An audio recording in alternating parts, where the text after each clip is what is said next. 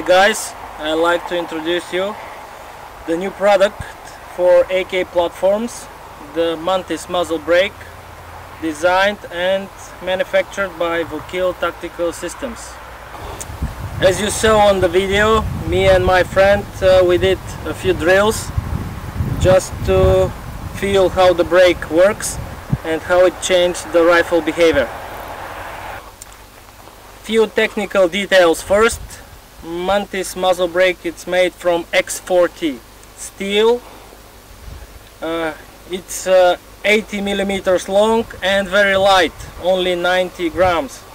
It comes finished in black oxide.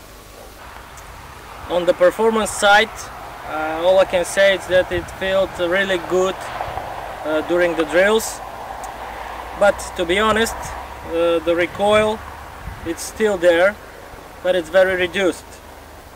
Also the 45-degree jump, which is one of the biggest problems of the AK platforms, is almost disappeared.